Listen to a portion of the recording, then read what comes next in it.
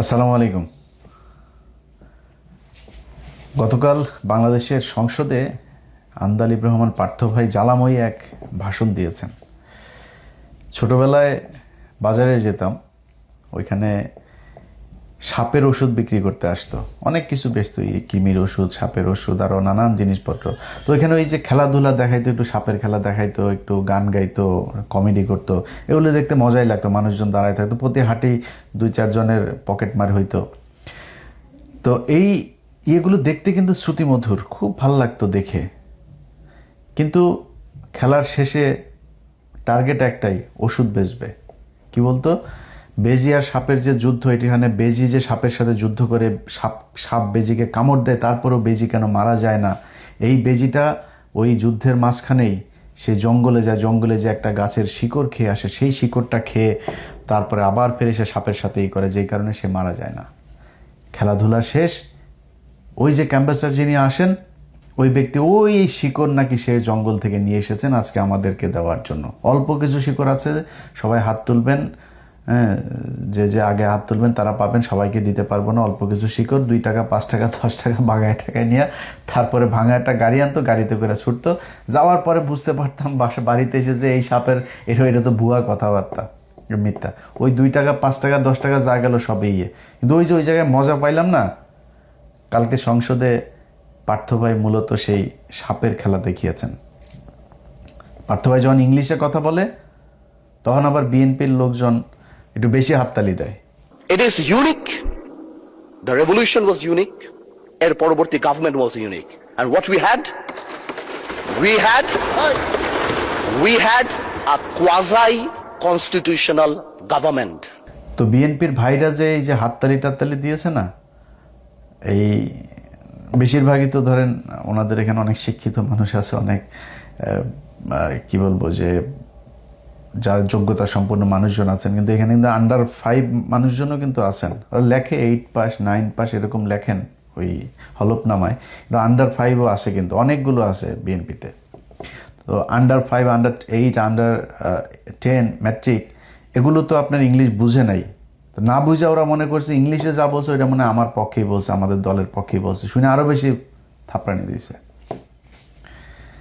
কিন্তু বাস্তবতা হলো, আন্দালিব রহমান পার্থ ভাই কালকে তার বক্তব্যের শুরু থেকে শেষ পর্যন্ত এক ভয়ঙ্কর সাপের খেলা দেখিয়েছেন, যেই বক্তব্যের কোনো সারমর্ম নাই, একদম পুরোটাই ভোগাজ, মিথ্যা, অপতথ্য, বিভ্রান্তিমূলক কথাবার্তা বলে গিয়েছেন। কেমনে বলেছেন আমি আপনাদেরকে একটা একটা করে বুঝাই। তবে তার আগে পার্থ ভাইয়ের বক্তব্যটা অল্প একটু আগে আমরা শুনি, উনি কি বলেছেন শুনেন। স্পিকার, ব্যাপারটা তো অনেক কমপ্লেক্স, একটা ইউনিক সিচুয়েশন। আমি আমার সম্মানিত বিরোধী দলের নেতাদের চোখে আবেগ দেখি, কথায় দেখি, তবে একটা জিনিস এটাও দেখি যে কেন জানি প্রথম থেকেই আমাদেরকে জুলাইয়ের বিরুদ্ধে নিয়ে যাওয়ার একটা পায়তারা দেখতে পাচ্ছি। ঠিক যেমন, ঠিক আমাকে কথা বলতে দাও। If you understand the decorum, please. আমি কেন was quiet when I was এটা হবে না কিন্তু। তো আমাকে আওয়ামী লীগ সরকার মনে পড়ে যায়, যে আমরা যদি কোনো কথা বলতাম যুদ্ধাপরাধের বিচার চায় না, আমরা বলতাম তেলের দাম কত, যুদ্ধাপরাধের বিচার চায় না। আমি অনেকখানি ওই অ্যাটিটিউডটা দেখতে পাচ্ছি। সবচেয়ে বড় কথা, we have no problem with July সনদ। আমাদের প্রবলেম প্রক্রিয়া নিয়ে, আপনারা কোন প্রক্রিয়ায় করতে চাচ্ছেন, এবং আমরা আমাদের ডিসেন্ট, নোট অফ ডিসেন্ট আগে থেকেই দেওয়া। আমাদের প্রক্রিয়া ছিল, আপনারা দেখেন, উইথ ডিউ রেসপেক্ট, একদম রেসপেক্টের সাথেই বলি, রাষ্ট্রপতির ক্ষমতা কমাতে যে আমরা প্রধানমন্ত্রী বা ক্যাবিনেটের ক্ষমতা অনেকাংশে বাড়িয়ে দিয়েছি। দ্যাট ইজ দ্য ইস্যু, আর তো কিছু ছিল না। এই কারণেও এবার আমরা আমাদের কনস্টিটিউশনাল ফ্রেমওয়ার্ক রিয়েলাইজ করেছি, উই নিড চেঞ্জ। আমরা মনে করি, বাট আমরা আজকে এখানে, আমরা পলিটিশিয়ান, আমাদের মাথায় রাখতে হবে that we must mitigate the harshness of the relevant provisions of the constitution. At the same time, we must uphold the spirit of July. এই ব্যালেন্স আমাদেরকে করতে হবে। কিন্তু আপনারা তো আমাদেরকে লগর সেটে পাঠিয়ে দিচ্ছেন। আপনার এখানে যারা বসা, আমার মাননীয় প্রধানমন্ত্রী কত বছর এক্সাইল, পাশে আমাদের মাননীয় এলজিআরডি মন্ত্রী কয়বার জেল খেটেছে, তার পাশে আমির খসরু সাহেব একসাথে জেলে ছিলাম, তার পাশে সালাউদ্দিন সাহেব কতদিন বিদেশে ছিল, এমন একটা ভাব কত বছর বিদেশে ছিল। এখানে আমরা যারা আছি আমরা সবাই জুলাই যোদ্ধা। আপনাদের বিরোধী দলীয় সম্মানিত মাননীয় আমাদের যে বিরোধী দলীয় নেতা, উনি উনার ভাষায় এত সুন্দর করে আমাদেরকে রেকগনাইজ করেন, কিন্তু যখনই ফ্লোর আপনাদের হাতে চলে যায় আপনারা আমাকে অ্যাটাক করেন অ্যাজ ইফ আমরা জুলাইতে আমাদের কোনো কন্ট্রিবিউশনই নাই।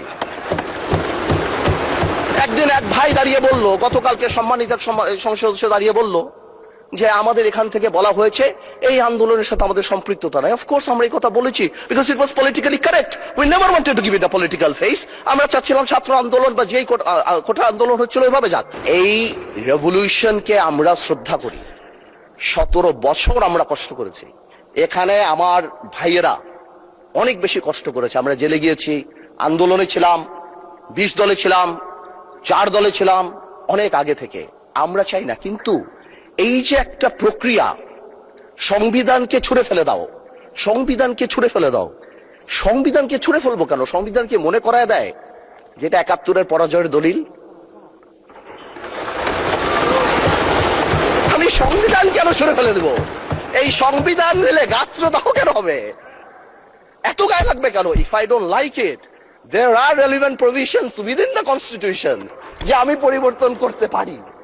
আমার দরকার কি যে আমি এটাকে ছুঁড়ে ফেলে দেব? পার্থ ভাইয়ের পুরো বক্তব্যের আপনারা যারা শুনেছেন, এটার আরও বড় আছে, দেখে নিন আপনারা ইউটিউব থেকে। এই বক্তব্য শোনার পরে আপনাদের কারোর কি মনে হয়েছে যে উনি বিএনপির নেতা নাকি বিজেপির নেতা? ওনার বক্তব্যের প্রথম প্রশ্ন হইল এইটা। ওনাকে আগে আমাদেরকে বলতে হবে উনি বিএনপি না বিজেপি। এই গেল 1.5 মাসে এই সরকারের যে মেয়াদ, এই 1.5 মাসে আপনারা সোশ্যাল মিডিয়াতে, কোনো পত্রিকাতে, কারোর কোনো ফেসবুক পোস্টে কোথাও কোনো দিন কেউ শুনেছেন কেউ আন্দালিব রহমান পার্থ ভাইকে অ্যাড্রেস করে বলেছে যে পার্থ ভাই আপনি কেন জুলাই সনদের বিরুদ্ধে? বা বিজেপিকে বলেছে কেউ, ওনার রাজনৈতিক দল যেটা, কেউ বলেছে? কেউ বলে নাই। ওনাকে কেউ অ্যাড্রেসও করে নাই, ওনাকে অভিযুক্তও করে নাই, কিছুই করে নাই।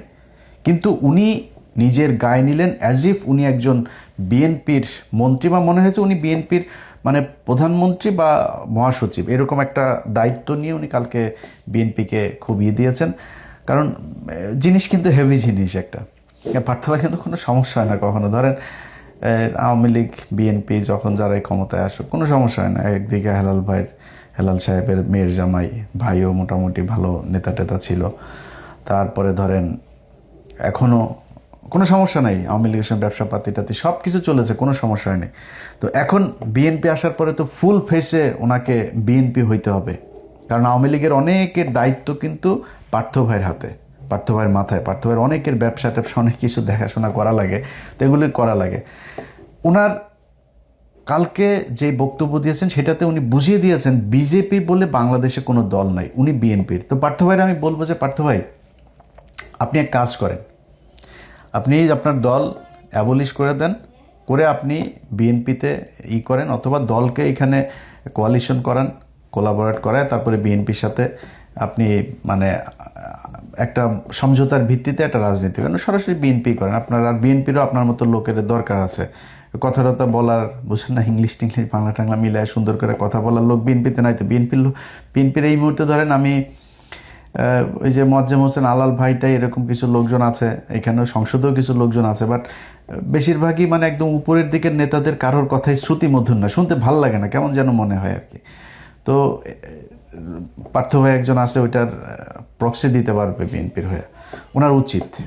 এবং বাস্তবতা হচ্ছে আন্দালিব রহমান পার্থের কিন্তু কোনো দল নাই। বিজেপি নামে যেই দল আপনারা দেখেন সেই দলের কিন্তু কার্যকরী কোনো কার্যক্রম কিংবা সাংগঠনিক কোনো কিছু নাই। ওনার এই দল বাতিল হয়ে যাওয়া উচিত। কারণ হলো ওনার দলের মহাসচিব যিনি আছেন তিনি আমাকে আজ থেকে 2 থেকে আড়াই মাস আগে একটা বক্তব্য দিয়েছিলেন, একটা অডিও এবং ভিডিও।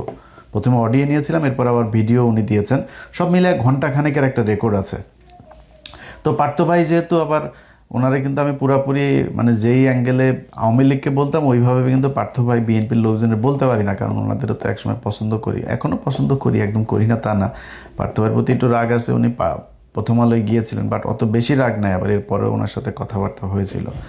তো উনি মহাসচিব ওনার যে অভিযোগ করেছে সেই অভিযোগ ভয়ঙ্কর অভিযোগ। ওনার দলের মহাসচিব ওনার বাবার সাথে রাজনীতি করেছেন। রাজনীতি করার পরে উনি কিন্তু এই দলের চেয়ারম্যান হইতে পারতেন, কিন্তু ওনার বাবার সন্তান যেহেতু অল্প বয়স, তারপরেও আন্দালিব রহমান পার্থকে উনি চেয়ারম্যান করে দিয়েছেন সম্মান দেখিয়ে। অথচ সেই ব্যক্তিকে এই যে এবার নির্বাচন গেল না, উনি বারবার চেয়েছেন যে উনি মনোনয়ন নেওয়ার জন্য তারেক রহমানের সাথে একটু কথা বলার জন্য।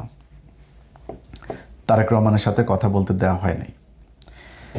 ওনার আশপাশে যারা আছেন, মহাসচিবকে জিজ্ঞেস করে কাউকে নেয়ও না, কাউকে বাদও দেয় না, সব নাকি আওয়ামী লীগ, ছাত্রলীগ, যুবলীগের লোকজন নিয়ে পার্থ ভাই এখন তার দল বানিয়েছে। আচ্ছা, তারপরে হলো গিয়া উনি আটক হয়েছিলেন না জুলাই আন্দোলনের শেষ দিকে, 5ই আগস্টের ঠিক আগ মুহূর্তে। এই আটক হওয়াটা আটক ছিল না, এটা স্বেচ্ছায় শেখ মুজিবের মতো পাঞ্জাবি লুঙ্গি ইস্ত্রি করে তারপরে পাকিস্তানিদের হাতে ধরা দেওয়ার মতো। হারুনুর রশিদ হাউন আঙ্কেলকে নাকি মহাসচিব পাশে ছিলেন, তিনি নিজে ফোন দিয়ে হাউন আঙ্কেলকে তখন তো জানে না যে হাসিনা যে পলায় টলায় যাবে, হারুন ভাই আমারে লোক পাঠান, আমারে নিয়ে যান, আমারে যদি এখন না নেন তাহলে এটা সবাই খুব ফিসি মনে হবে, সবাই বুঝে যাবে যে এটা আমি আসলে কাদের লোক, তো আমারে নিয়ে যান। এতক্ষণ যা বললাম না ওনার দলের ব্যাপারে, এই কথাগুলো আমার না, ওনার লম্বা বক্তব্য। আমি ওইখান থেকে আপনাদের 2-1 মিনিটের একটু বক্তব্য শোনাই। ওনার মহাসচিব যে কথাগুলো বলেছে, ওই মহাসচিবের বক্তব্যে এই কথাগুলো আছে, আমি নিজের থেকে কিছু বানায় বলি নাই।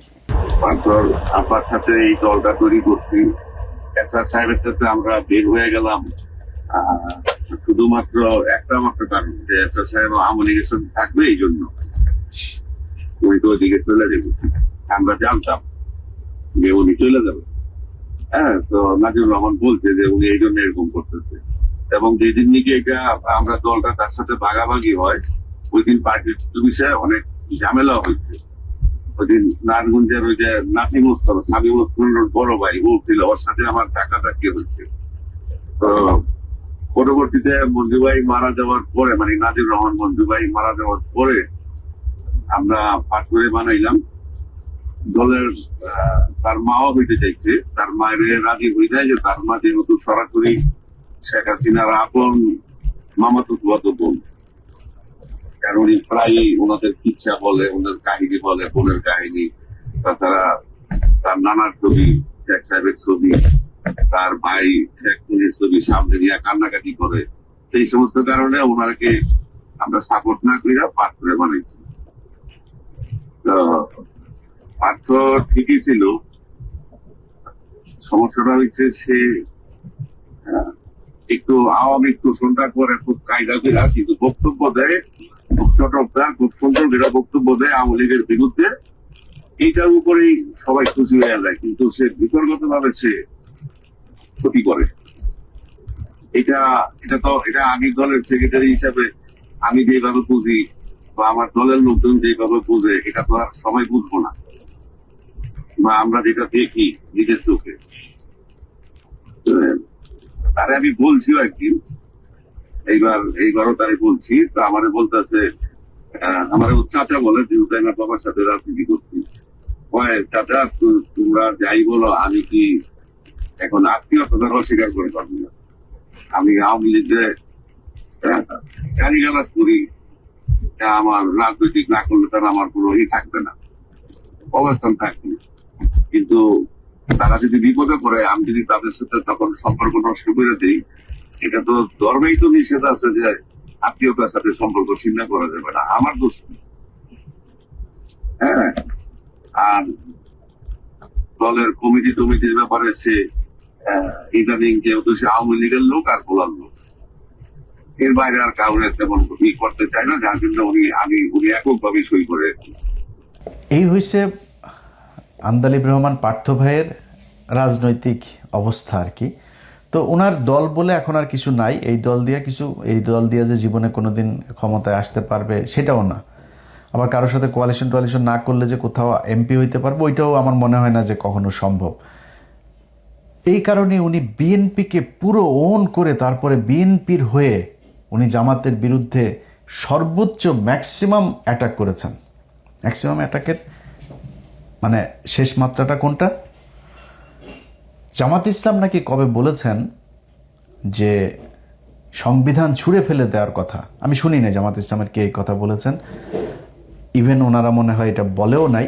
যেটা চায় এই সংবিধান আমরা চাই না, এই সংবিধান সংশোধন হোক, রিপ্লেসমেন্ট হোক, আর যেটাই হোক এটা জামাত ইসলাম চায়, আমরাও চাই, দেশের মানুষ সবাই চায়, ইভেন বিএনপির মানুষও চায়। এখন উনি বলেন যে যারা এটা ছুঁড়ে ফেলতে চায় তাদের কি মনে হয় ৭১-এর সেই হেরে যাওয়ার সেই দলিল এই কারণে ছুঁড়ে ফেলতে চান? এই যে বক্তব্যটা উনি দিয়েছেন এটা সবচেয়ে একদম এক্সট্রিম লেভেলের একটা অ্যাটাক করেছেন জামাত ইসলামকে। কিন্তু এই অ্যাটাকটা তো উনি জামাত ইসলামকে করেন নাই। আপনারা এই বক্তব্যটা সবাই শুনেছেন খালেদা জিয়ার, যে খালেদা জিয়া বলে গিয়েছিলেন যে যদি ক্ষমতায় আসেন তাহলে তিনি এই সংবিধান ছুঁড়ে ফেলবেন। এই সংবিধান হলো আওয়ামী লীগের একটি ইশতেহার। এই সংবিধানকে যেই দিন জনগণের সরকার আসবে সেই দিন এই সংবিধানকে ছুঁড়ে ফেলে দেওয়া হবে। এই সংবিধান তাইলে এখন বলেন আপনি, আন্দালিব রহমান পার্থ এটা কি খালেদা জিয়াকে বলেছেন না জামাত ইসলামকে বলেছেন?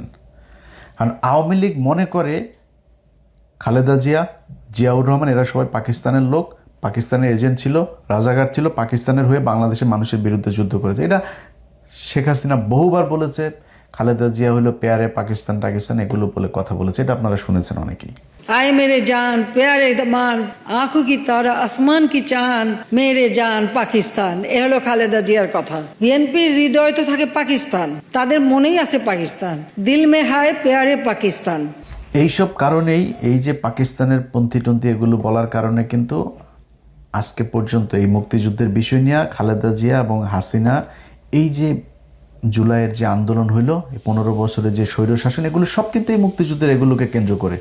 এবং আন্দালিব রহমান পার্থ আবারও ফের সেই ৭১ নিয়ে এখানে খোঁচাটা দিলেন। তিনি যেটা করেছেন এটা আমি মনে করি জামাত ইসলামকে এর চাইতে বেশি বড় অ্যাটাক করে কথা বলার, আমি জানি না জামাত ইসলামের কেউ কোনো দিন সংসদের দ্বারা আন্দালিব রহমান পার্থকে বা সরাসরি দেখা হইলেও বলেছে কিনা, কিন্তু আন্দালিব রহমান পার্থকে এই অ্যাটাকটা করতে হয়েছে কারণ ওনাকে তারেক রহমানের সাথে বিএনপির সাথে এমন খাতের দিতে হবে অ্যাজ ইফ এটা মনে হয় যে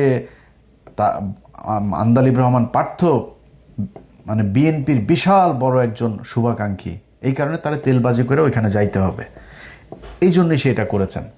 এখন আমার কথা হলো যে যেই সংবিধান নিয়ে আপনি মানে যেই বিষয়টা নিয়ে আলোচনা, যে এই জুলাই সনদ, এটা বিএনপির কেউই চায় না। ওনার বক্তব্যে উনি বলেছেন যে বিএনপিও এটা চায়। তারা জামাত ইসলাম এমনভাবে কথা বলে আমাদেরকে জুলাইয়ের বিপক্ষ প্রতিদ্বন্দ্বী হিসাবে আমাদেরকে দাঁড় করিয়েছে।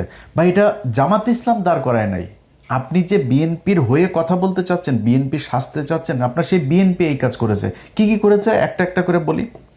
নির্বাচনের আগে ভারতীয় পত্রিকা আনন্দবাজার থেকে শুরু করে NDTV, India today, Indian express, Times, এরা সবাই কি বলেছে যে তারেক রহমান ভারতের সাথে কথা বলে এসেছে এবং তাদেরকে সেই নিশ্চয়তা দিয়ে এসেছে যে তারেক রহমান বাংলাদেশে গেলে হাসিনার রাজনীতি আবার আওয়ামী লীগকে স্বাভাবিক রাজনীতি করতে দিবে, হাসিনার বিরুদ্ধে সব মামলা তুলে নিবে।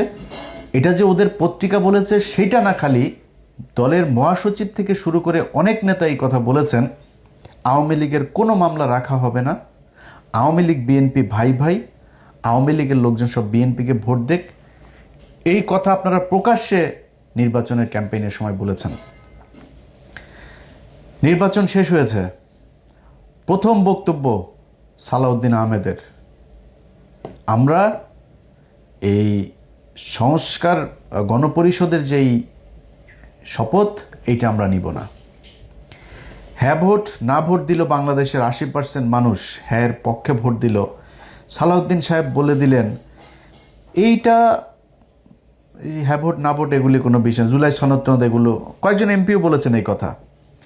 সালাউদ্দিন আহমেদ অফিসিয়ালি বক্তব্য দিলেন যদি এইটা হয় ওইটা হয়, শিলং থেকে এই মেয়ে এনে দেয়, শিলংয়ে আমার আগে যে মদ খাইতে দিত সেই ব্র্যান্ডের মদ দেওয়া হয়, তারপরে শিলংয়ে যাওয়ার আগে যে মাগি নিয়ে আমি ধরা খেয়েছিলাম সেই মাগিকে যদি আমার সাথে নিয়মিত আসতে দেওয়া হয়, এইভাবে আমাকে যদি এগুলি করতে দেয়, নানান হয় টয়ের পরে যদি হয় তাহলে হতেও পারে। সালাউদ্দিনের বক্তব্য এটা। কি বললেন সংবিধান সংস্কার পরিষদ, এটা যদি কনস্টিটিউশনে ধারণ করা হয়, সেই মর্মে অ্যামেন্ডমেন্ট হয় এবং সেই শপথ পরিচালনার জন্য সংবিধানের 3য় তফসিলে ফরম হয়, কে শপথ পাঠ করাবেন সেটা নির্ধারিত হয়, এতগুলো হয় এর পরে তারপরে হলে হতে পারে। আচ্ছা, এরপরে উনি বলেছেন যে কেন বিপ্লবী সরকার হইল না, সাংবিধানিক ধারাবাহিকতা কেন রক্ষা করা হইল। ভাই, এই চুপপুরে সরাইতে চেয়েছে ইউনূস, ছাত্ররা, জামাতে ইসলাম। চুপপুরে সরাইতে দেয় নাই বিএনপি। ওয়াকারকে সরাইতে চেয়েছে এই খলিল, এই ইউনূসেরা। ওয়াকারকে সরাইতে দেয় নাই বিএনপি। এটা তো আর আপনার ইয়ের কথা না, মানে ওনারা বলেছেন বা হওয়ার কথা না। এই কালের কণ্ঠে এক আওয়ামী দালাল আছে, হায়দার আলী। এই হায়দার আলী রাষ্ট্রপতির এক সাক্ষাৎকার ছেপেছে, আপনারা দেখেছেন তো সেটা। রাষ্ট্রপতি সেখানে একদম সরাসরি স্বীকার করেছে রাষ্ট্রপতির অফিসটা মূলত এখন আওয়ামী লীগের একটা রিহ্যাব সেন্টার। আওয়ামী লীগের যেসব সুশীল ব্যবসায়ী, যেসব বদমাশগুলো আছে, এই বদমাশগুলোর একটা রিহ্যাব সেন্টার। ওইখানে প্রতিদিন তাদের যাওয়া আসা, বিভিন্ন আলাপ আলোচনা, কনস্পাইরেসি এগুলো চলতেছে। এই লোকগুলোকে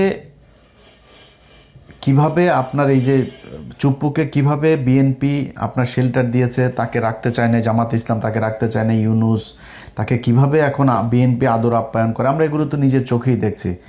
এই যে ওয়াকার, তাকে রাখতে চায় না এই ছাত্ররা, বিএনপি তাকে রাখতে চেয়েছে। তারপরে বিপ্লবী সরকার করতে চেয়েছে, বিএনপি হইতে জাতীয় সরকারে যায় নাই। বিপ্লবী তো না, জাতীয় সরকার, বিএনপি জাতীয় সরকারে রাজি হয় নাই। তো এগুলো তো ওপেন সিক্রেট। আপনি জানেন না বিএনপিকে কেন সন্দেহের চোখে দেখা হয়? বিএনপির অনেকগুলো এরকম কারণে মানুষ এখন সন্দেহের চোখে দেখে যে বিএনপির কথা আর আওয়ামী লীগের কথা তো একই রকম।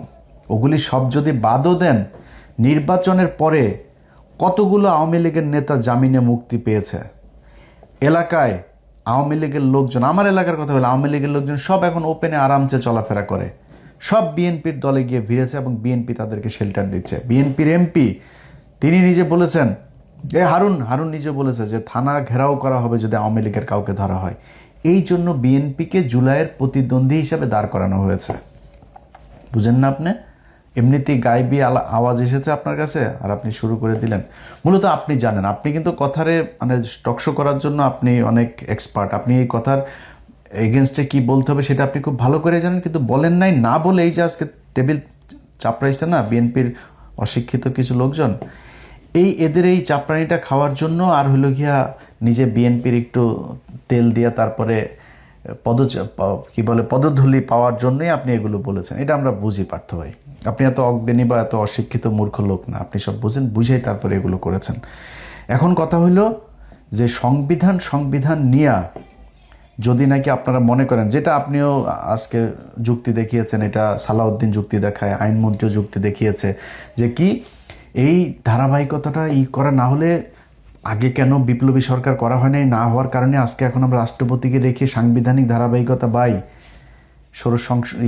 শেখ হাসিনার সংশোধনী যেটা শেষে করে দিয়ে গেল, কোথাও ছিল আপনার যে তত্ত্বাবধায়ক সরকার আসবে, অনির্বাচিত কোনো সরকার আসতে পারবে।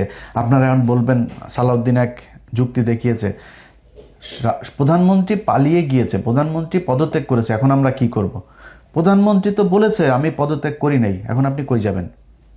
কথার কথা, আমার বিশ্বাস শেখ হাসিনা অধ্যায় বাংলাদেশে শেষ। আওয়ামী লীগ বাংলাদেশে আবার আসবে, হয়তো জাতীয় পার্টি হয়ে তারপরে আসবে। এর বাইরে আর কোনো রাস্তা আমি দেখি না। আওয়ামী লীগের যা যা করার এগুলি বিএনপি করে যাচ্ছে, প্রক্সি দল হিসেবে ভালোই করছে, ওনারা ভারতকেও মনে হয় সুযোগ সুবিধা ভালোই দিবে। তো এটা আমাদের আর দরকার, ভারতেরও হয়তো আর দরকার হবে না আওয়ামী লীগের, যে কারণে আওয়ামী লীগ অধ্যায় শেষ। বাট আওয়ামী লীগ যদি মানে হাইপোথেটিক্যালি যদি আওয়ামী লীগ কোনোদিন কামব্যাক করে, আপনি কি মনে করেন আপনারা যেইভাবে সংবিধান একটু নাড়াচাড়া করতে চান না, রাষ্ট্রপতিকে রেখে এগুলো মানবে আওয়ামী লীগ? সব কয়টার ফাঁসি হবে, সব কয়টার বিচার হবে, একটাও বাঁচতে পারবেন না। সে তো সংবিধান করেন কেন? মানুষের জন্যই সংবিধান। আজকে হ্যাঁ ভোট না ভোটকে আপনি যেভাবে তুচ্ছ তাচ্ছিল্য করছেন, যদি এটা আসলে মেনে নেন তাহলে তো জিয়াউর রহমান অবৈধ শাসক, স্বৈর শাসক। কারণ জিয়াউর রহমান হ্যাঁ ভোট না ভোটের মাধ্যমে ক্ষমতায় এসে তো স্বৈর শাসক না। ও তো অবৈধ, এবং শেখ হাসিনা তো এই সংবিধানের মধ্যেই সেটাকে অবৈধ করে দিয়ে গিয়েছে। আপনার সরকার তো অবৈধ, এই জিয়াউর রহমানের সরকারটা। তো আপনি এখন এসে সে জিয়াউর রহমানের মতো করেই একটা গোজামিল দিয়ে তারপরে আপনি সরকার গঠন করে মনে করছেন যে আমরা সাংবিধানিক ধারাবাহিকতায় সরকার হয়ে গিয়েছে, এটা মনে করার কোনো কারণ নেই ভাই। জিয়াউর রহমান, আমি ওনারে পছন্দ করি, অনেক ভালো গুণ ছিল ওনার, কিন্তু ওনার জীবনে এই যে মেজর ডালিম সহ কর্নেল হুদা, তারপরে কর্নেল রশিদ, তারপরে আরও যাদেরকে লেফটেন্যান্ট কর্নেল রাশেদ, ওনাদেরকে যে দেশ থেকে বের করেছে না, বের করে যে চোর বাটপারে নিয়ে তারপরে পাশে রেখেছিল, ধান্দাবাজ, তারপরে তেলবাজ, সেগুলোই কিন্তু তাকে, এই মঞ্জু টঞ্জু এরাই কিন্তু তাকে মেরেছে, এই এরশাদরাই তাকে মেরেছে। অথচ তিনি ডালিমদেরকে বের করে দিলেন। যে কর্নেল তাহের জিয়াউর রহমানকে চিঠি পাঠায় তারপরে কর্নেল তাহের তাকে বার করলেন সিপাহী জনতার বিপ্লব দিয়া, সেই কর্নেল তাহেরকে জিয়াউর রহমান ফাঁসি দিয়েছে। অতএব নিজের বাবার সেই ভুলের পুনরাবৃত্তি না করে, আমরা জিয়া পরিবারকে প্রচণ্ড ভালোবাসি, বিএনপিকে নিয়ে অনেক সমালোচনা করি, তারপরেও সেই সমালোচনা কোনোদিনও সে আওয়ামী লীগের মতো হবে না। আপনাদেরকে বন্ধু ভাই মনে করি, মনে করে আপনাদের কাছে আবদার দাবি থাকবে যে এই সংবিধানের দোহাই না দিয়া জুলাই সনদটা বাস্তবায়ন করেন। এইখানেও যদি কোনো কিছু কাটছাট করা লাগে সেটা জামাতের সাথে, এনসিপির সাথে, মানুষের সাথে প্রয়োজনে আবার হ্যাঁ ভোট না ভোট করেন। আপনারা বলেছিলেন নির্বাচনের পরে গণভোট আবার করেন, আপনারা মানুষকে বুঝান এই ঘটনা। আপনারা এখন করেছেন যে 4টা প্রভিশন দেওয়া হয়েছে, সেখানে যদি আরও প্রভিশন আপনি যুক্ত করতে চান করেন, করে গণভোট নেন। মানুষ সেখানে আপনি অপশন রাখেন হ্যাঁ ভোট, না ভোট, মধ্যবর্তী কোনো সিদ্ধান্ত যদি থাকে, সবগুলো দিয়ে পয়েন্ট দিয়ে শুধু হ্যাঁ ভোট না ভোট একদিনে করায় তারপরে হইলেও এই সংবিধানটা ছুঁড়ে ফেলেন। এই সংবিধান শেখ মুজিবের ইন্ডিয়া থেকে নিয়ে আসা সংবিধান, এটা আমি বলি নাই ভাই, এটা ওই সময়ের যে মানবেন্দ্রলাল, তারপরে এই সুরঞ্জিত সেনগুপ্ত, এই যে আমিনুল ইসলাম এখনো জীবিত আছে, আমিনুল ইসলামরা যা জিজ্ঞেস করেন, ওর বই বাজেয়াপ্ত করেছে হাসিনা, সেই বই বিক্রি করতে দেয়নি, ওরে নানানভাবে টর্চার করেছে। আমিনুল ইসলামকে মুখ খুলতে দেন, এই যে ব্যারিস্টার আমিনুল ইসলাম, সে শেখ মুজিবের মুখের সামনে বলেছিল যে এই সংবিধান একদিন মানুষ ছুঁড়ে ফেলবে। ওরে বলছিল শেখ মুজিব, তুই কে, 2 দিনের বাচ্চা, তুই আমার মুখের উপরে এসে কথা বলিস? বের করে দিয়েছে থেকে, 1জন 2জন না। এই যে আমরা আজকে যেই এই মুক্তিযুদ্ধের সর্বাধিনায়ক বলি না, জেনারেল উসমানী, এই যে শেখ মুজিব ওনারে বহিষ্কার করে দিয়েছে। তারপরে মানবেন্দ্র, তারে বের করে দিয়েছে। তারপরে হইল গিয়ে আপনার 34 জন, সেটা তো গণপরিষদ ছিল তো নির্বাচনের পরে, যেটা মানে 73-এর নির্বাচনের আগ থেকে 72-এর থেকে, মানে 16 ডিসেম্বর থেকে 73-এর নির্বাচনের দিন পর্যন্ত, এই সময়টাতে ছিল গণপরিষদ, তখন তো সংসদ ছিল না। তো এই গণপরিষদ মাত্র 34 জনকে রেখে শেখ মুজিব সবগুলোরে বাদ দিয়ে দিয়েছিল, এবং এই 34 জনকেই তার খুব তেল মারা কিছু লোকজনে নিয়ে সে একটা সংবিধান করলো। এই সংবিধান নিয়ে এই আপনাদের অনেক ইতিহাসবিদ লিখেছেন যে এইটা হইল গিয়া, ভাসানী বলেছেন, এই মানবেন্দ্র বলেছেন, তারপরে এই আমিনুল ইসলাম বলেছেন, এরকম আরও অনেকে বলেছেন এইটা। আচ্ছা, আরেকটা লোক আছে, ওই লোকটার নামটা আমি ভুলে, একজন নারী, উনি খুব সুন্দর করে লিখেছিলেন যে এই সংবিধানটা হইল ভারত থেকে আনা একটা সংবিধান। অতএব শেখ মুজিবকে ভারতই দিয়েছিল এই সংবিধানটা। প্রতিটা পরতে পরতে সংবিধানের অনেকগুলো জায়গা আছে, আমি সংবিধান একদম পুরো মুখস্থ বলতে পারি না, বাট কিছু কিছু পয়েন্ট আমি জানি। যেমন ধরেন 145 ক, সেখানে বলা হয়েছে যে বিদেশি কোনো চুক্তির ক্ষেত্রে সংসদে বিল উত্থাপন করিতে হইবে, কিন্তু যদি প্রেসিডেন্ট মনে করেন তাহলে বিশেষ ব্যবস্থাপনা, মানে আমি কথাগুলো একদম এক্স্যাক্টলি ওরকম বলছি না, এরকম যে উনি চাইলে গোপনেও সেই বিদেশি রাষ্ট্রের সাথে চুক্তি করিতে পারিবেন, এটার নাম সংবিধান। এরপরে তো এই শেখ মুজিব তো সেই চুক্তি করে গিয়েছে, হাসিনা করে গিয়েছে সেই চুক্তি। এই সংবিধান আমাদের দেশের সবচাইতে বড় সমস্যা ভাই। আপনারা বলেন আবেগ দিয়া দেশ চলে না, সংবিধান হয় না, দেশ পরিচালনা করা যায় না, আমরাও মনে করি তাই। যদি আসলে আবেগ দিয়ে মনে করতে না চান, সবার আগে এই জাতীয় সঙ্গীতের মধ্যে সংসদে দাঁড়ায় সবার হিসু করতে হবে। ওই গান চলবে, ওইটা ওইখানে হিসু করবেন, করে ওটা বাদ দিবেন, কারণ এটা আবেগের কারণে এখন পর্যন্ত আমাদের এই জাতীয় সঙ্গীত হিসাবে আছে। আপনি যেমনি মন চায় এমনি আমার সাথে আপনি ডিবেট করেন। এই জাতীয় সঙ্গীতটা কি? রবীন্দ্রনাথ আরেক দেশের মানুষ, আমাদের বাংলাদেশের স্বাধীনতা নিয়ে লেখা হয় নাই। বাংলাদেশের বিরুদ্ধের বঙ্গভঙ্গ নিয়ে যে সেই বঙ্গভঙ্গ রোধ করার জন্য এই এই গান লেখা হয়েছিল।